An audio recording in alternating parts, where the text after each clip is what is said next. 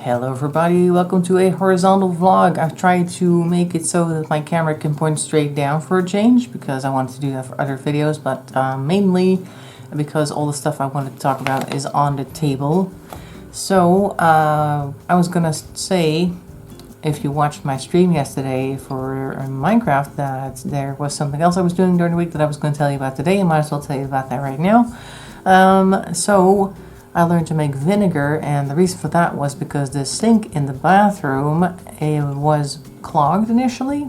So I tried to use the drain cleaner and stuff like that, and I also tried the baking soda and vinegar trick, because you just put some baking soda in the sink itself, then you pour some vinegar over it, and then it has a chemical reaction where everything starts to fizz like crazy, and that's supposed to remove the blockage. And when I did that to the drain and then ran some water through, I heard some gurgling coming from the bathtub, which is like on the other side of the bathroom.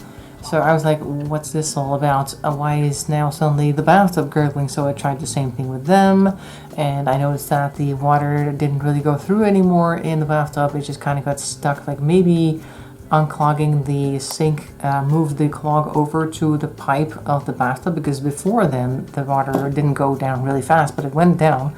But in the bathtub now suddenly I had a layer of water whenever I turned on the tap.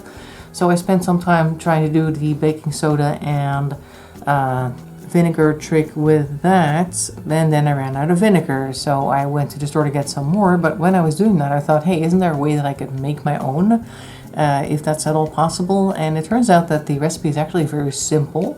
You just need to take like a large-ish weck jar, kind of like that, like maybe a quarter and a half, maybe 2/4, I don't know, however big you want, and you put like a good layer of sugar in the bottom. You add hot water, or at least warm water, so you can dissolve the sugar, and then you add a whole bunch of fruit rinds. Like, for instance, I think it has to be some type of acidic fruit rind, like oranges, lemons, grapefruits, that type of thing. I think also apple is also fairly acidic. That makes apple cider vinegar, obviously. So, and then you just kind of close off the top with a cloth, and not like a actual stopper or lid, because it should breathe, but it does need to be kind of shielded. So that's why you need to put like a cloth over top, and then just let it sit in a dark and warm place. I'm not sure if dark is needed, but I think it did say dark, for about a month. So I have a couple of those jars standing in a cupboard, which usually is kind of warm because it has a bunch of equipment in there, like the water boiler I think is in there, or something that makes it kind of warm in there. So that's a good spot for it. And I set a notification in my agenda so that I know when the month is through, and then hopefully I'll have my own vinegar, and that would be great. Of course, for projects like this, clearing the drain, that's great, but also vinegar is good for cleaning out, descaling things is what I usually use it for, descaling my water boiler. I could bring it to work maybe to descale some of the large pitchers that they have for coffee that haven't been used in ages and have like a nice plaque in the bottom that needs to be removed. Stuff like that. It's always handy to be able to make your own vinegar in any case you can't go to the store. Because vinegar is kind of cheap, but that's because the only cost you're really paying for is the sugar and I guess the time it took them to make it. I don't know. So that's fairly cheap. But so I'm making my own vinegar. But in the meantime, I was going to talk about this whole business here as well. I've got a whole bunch of stuff on the table. There's more stuff off to the side here. Hopefully I can grab that and show you. Look, this is a finger knitting piece that I was working on, or finger crocheting. This is fairly thick stuff. This is the type of stuff that they used to make baskets out of. Like, this is the hooked spaghetti craze from a couple of years ago, maybe more than 10 years ago by now. They used to have like whole big yarns like this made out of cotton tubing, and the idea was that that would reduce waste in the clothing industry, because all the strips that they weren't using would be turned into yarn like this. I kind of doubt that, because I don't think you would get such uniform collections of yarn if you were to just take scraps. But okay, but I was using this to do some finger knitting here. Now I can show a close-up of what it is that I do. I gotta move some stuff around though, because otherwise I'm gonna knock things around, and I don't really want that because the noise upsets the dog. So what you do is you put your, where's the thing here, your finger in the loop, and I've already started on this new line here. You can see the little V shapes here, right? So you need to take your finger, first of all this thing needs to be on the other side, thank you. the working yarn. I'm just gonna take this one. I think this one might be too close because it's already got this loop in it. It looks like I've already done that in a couple of places. Okay, I'll just do this, pretend this is the correct stitch. So I just kind of put your finger under there, and then I would normally just put my yarn up against the finger so I know where it is, and then I just kind of push it in and pull it out the other end. Some people really like use their finger as a hook and then try to like hook it in and then pull it, but I don't find that very comfortable. It's just like the simple push through the hole is a lot better. I need to remember to stay here. So now I have 2 loops here because pulling it through initially gave me an extra loop, and now I'm just going to take this yarn and just pull that through like this, and then you got your next loop, and then you need to do that all the way across, and then you get a whole row just like you can see at the top here. And this thing is going to get longer and longer. It's already quite long now. It's fairly sturdy stuff, like I said. It's fairly long.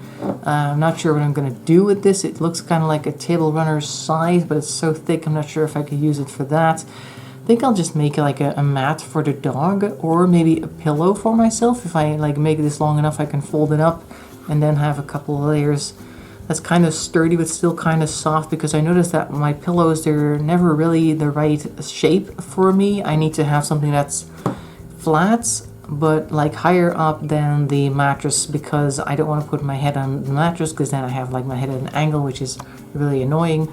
And so I just need to have something that is about the thickness, I guess, or the space between the mattress and my neck or something. I think I make another layer on top of this. If I were to have 3 layers of this on top of one another, that would be thick enough, I think. If I had like a whole pillow in this shape, I think I would do a lot better, because I tend to get a lot of neck aches, and then having my neck or my head at a certain angle as though I'm looking down, like it gets propped up in the back, and then it's kind of like if you were standing up, it would be like you're looking down a bit instead of just looking straight ahead, which would be the best position.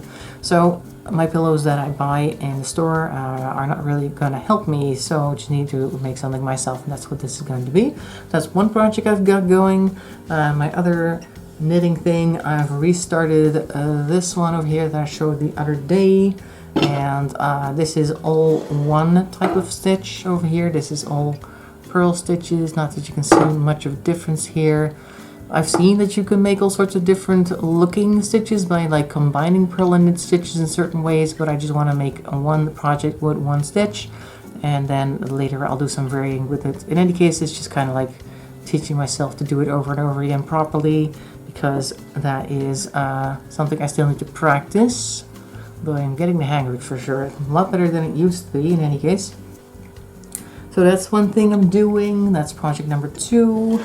Project number 3, you've already kind of seen that. This is one of those round knitting needles. I've tried to use them a couple of times, but I keep getting like stuck trying to get this thing off of here, and that's not comfortable, but I'll get it eventually. This is the next stage of my attempts. I think I need to make these, or use these for making socks. I don't know. You can make tubular knitting things with that, but as you may have seen or spotted, I have this very colorful thing. Through the years, I've collected some yarn for other projects, because I have these big plastic wings that I can make hats with and stuff like that. So I've got different types of yarn that I don't really want to throw out, because they're like this type of size, like little bits.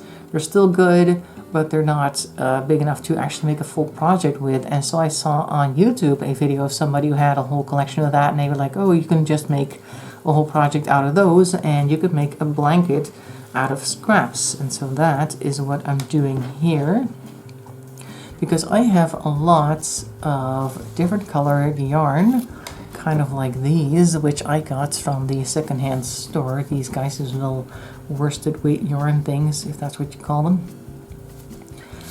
These came with all sorts of other things that I actually wanted to buy, like when I go to the thrift store, secondhand store, whatever you want to call that, I'll go look through the crafting section, and there'll be stuff that's like wrapped together in one bag, and they usually put something good in there and then a bunch of stuff that they can't really shift, so you end up with a lot of things that you don't necessarily need right away. So I have a whole bunch of this type of stuff in a whole bunch of different colors.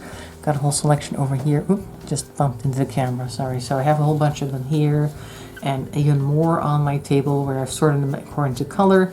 This bunch I just kind of set aside for the ending of the project, so to make sure that I always had some of the same colors that I started with at the end, so it doesn't look so bland going into it, because this is going to be a blanket, and as you can see, it's fairly wide. It's about 1 meter wide, I want to say, and I've got different color yarns every couple of rows, or every row, because sometimes you just run out pretty quickly. As you can see, the blue just ends and then suddenly you get this green.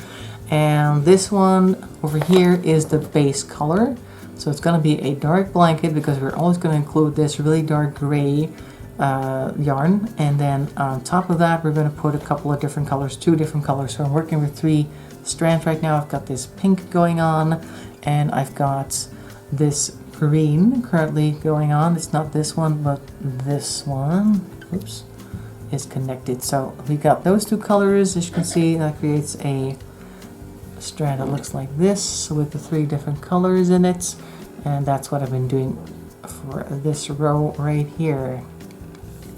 Oh, there, like that. You can see that I had light pink here, and then I switched to the dark pink right there. So that's a whole organization in and of itself, because I keep having to keep an eye on how much I've got left of this thing. For instance, this one's just newly attached, so that one's going to last me for at least another row or so. And then I have to already look like, okay, what color am I switching to next? How much of this color do I have left in my pile of colors? Do I have to add something else in? Am I going to switch roles? Because this strand currently is the light strand, the pink one, and then this was supposed to be the darker ones, or the blues and the greens, but I've already switched positions because I just kind of ran out of greens after a while. I think I've got 3 pieces left on the table that I can see. I've got a whole stack of them. Most of the colors that I have are either orange, pink, or some type of salmony color, so that's going to be the main color setting that I have. And I have very few yellow, green, and blue, purple colors, so those are going to be rare, so I have to space those out. But at the same time, I don't really know how long this blanket's going to be and how much I can use, or I mean how much rows I'm going to get per these little sausage rolls here.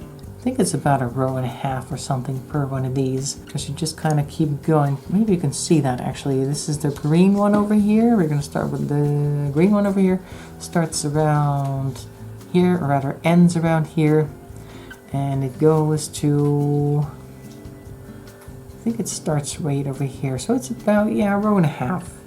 So I don't know how much rows we're going to have eventually, but we're going to have lots of different colors in here. So it's going to be very chaotic rainbow blanket, but I think the chaos and I guess the rows and rows that always have the same gray in it will somehow make it look orderly and pretty, and that's going to be the biggest project I've ever done with knitting. I made a scarf the other day as well with a pink yarn that I don't think I showed you. Don't think I did. Oh no, wait, I did show it actually, the pink yarn. That's the first thing I showed you, the pink yarn scarf. Yeah, so I did that, and this blue thing, I'm not sure what that's going to be. Maybe another scarf or something, or maybe I'm gonna, this is actually a very long one, if you can see it fills the entire needle, so maybe I'm gonna try and make this into a panel, like I said last time, that I wanted to try and make some type of garment with just panels like this, and then try to connect them and see if that works. I don't know, it's all experimental phase right now, and we'll just see. And most of this stuff I'm just doing because I want to practice more. Like I said, once I've learned something and I figured out how to do something, I want to do it over and over again to make sure that I get the hang of it and keep the hang of it instead of just getting it. And so that is what I'm doing. Other than that, life stuff, nothing much has happened. A lot of people at work were on holiday, so the people that were supposed to train me, or the person that was supposed to train me, or at least guide me along my way as I got started, and was on holiday for 3 weeks. He just came back earlier this week, so I've been doing some more dailies with him, and just going back to maintaining stuff, because in the meantime I was making a very long document. I'm still doing that kind of a little bit on the side, but it's mostly done. At least the first part is done, and hopefully they'll have some time to look at it, because everybody's super busy, so it's probably going to take a while before they even have a chance to glance at it. But it's supposed to be done in June next year, so we have some time left, so it's going to be fine. But anyways, so I have a whole bunch of that behind me, and right now they've asked if I wanted to take a look at the current courses, a certain environment, and see if we can imagine a flexible, more interesting way to set things up than the way it was set up initially, because the way it was set up initially was kind of just like, oh hey, I need to put a course out there right now, I'm just going to throw everything in here, it looks fine, let's go. That type of course setup. So now we want to do it nicely, so they asked me to take a look if I can find some ways to do that, and then we can make the new courses in the new style, and that's going to be an interesting project to figure out. So we got multiple projects going at the same time of different types and varieties. Anyway, so that is it for this week. I hope you enjoyed that. If you have any projects going on for yourself, let me know that in the comment section below. Pretty sure at least Inga does some handcrafting stuff. Not really sure what, but she sounds like she knows a bit more about it than I do, so hopefully she'll post some pictures of that in Discord. And if you guys want to post pictures of your own stuff, make sure to go on Discord and do that as well. It's a fun pastime, I want to say, if you're not already into knitting and stuff like that, for when you're like watching TV or watching Netflix or doing something else, that you're listening to an audiobook maybe and you want to do something with your hands, then doing some crafting is always good, because it also is good for your brain, I think, to do some something. It's not quite technical, but you do have to keep your mind sharp enough to know exactly what you're doing and kind of stay in that rhythm and stuff like that. So I think maybe that's helping your brain stay young as well, just like doing puzzles regularly, I suppose it does. And that is all I have to say for today. Like I said, in any case, thanks for watching. I'll see you next time, and bye-bye for now.